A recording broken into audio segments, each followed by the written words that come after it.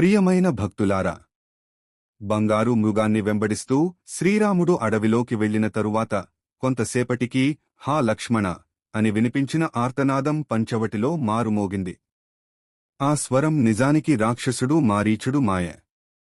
కాని అది రాముని స్వరంలా అనిపించడంతో సీత తీవ్ర ఆందోళనకు గురైంది.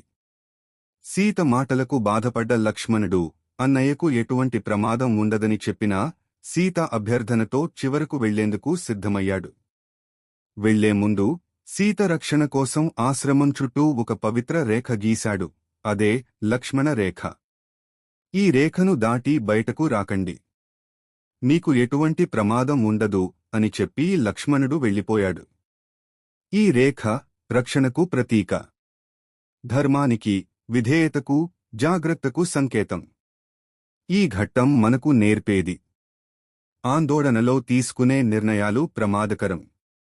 ధర్మాన్ని కాపాడే రక్షణ రేఖలు జీవితంలో అవసరం. అనుమానాన్ని విస్మరించడం కష్టమైనా జాగ్రత్త ముఖ్యం.